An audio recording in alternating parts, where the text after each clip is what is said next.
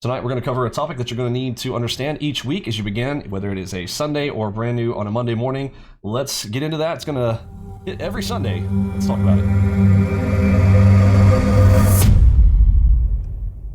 All right, so as you are looking at your layouts, this is what you're going to look at if you are just kind of getting started with us. Your sim colors might look like this. This will be something we're going to cover in the next video right here. You notice on the right-hand side, each of our windows is gray, meaning that we are on sim, but we do want to talk about the psychology of color in the next video. However, this evening, another thing to note, look over here. Notice that this chart looks like, we get a lot of technical support questions about people coming and asking, hey, something's wrong with my charts. What's wrong? Why is my stuff not filling in?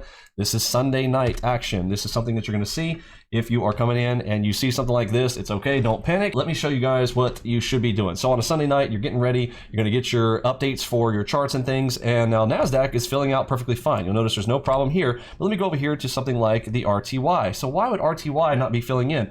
This has to do with it being Sunday night, okay? It's a Sunday night or Monday morning. Remember, the weekend, there is no data, okay? So what happens here is there's no data there because it's the markets have just opened up on a Sunday evening, and this is what happens, okay? So don't panic about this. If you want to see more data on a Sunday night, you can do this. Right click, go to data series. You're gonna need to add more days of data, okay? Now again, this is for performance reasons that you kind of don't want to do this, but if you just absolutely have to see data for some reason and you want to change it briefly, maybe set this to 3 days because this will also include Friday's data. There you go. See how easy that is? So now you've got 3 days worth of data. And again, if your machine doesn't have any issues with 3 days of data, feel free to do that. So I'm gonna go to all of my charts here real quick. I'm gonna go to show all.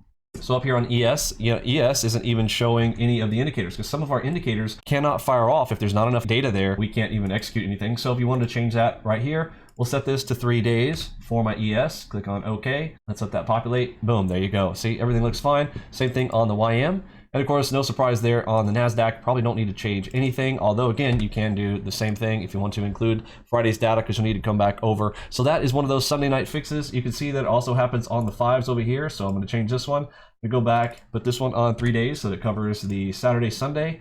There we go. And one more up here. Looks like this one's not filled in all the way. So I'm gonna come up here to days. I'm gonna change that to 3. There we go. So this is one of those things I wanted to cover this video before we really get started into any of the other heavy stuff, just to eliminate a lot of the questions coming in on the weekends. I know a lot of people do a lot of training on the weekends, so they come in, they're concerned about this when they're getting into their live sim or live on a Monday morning. Got some questions right there. All right, in the next video, we're going to talk about the colors and the psychology of color in a moment. Stay tuned.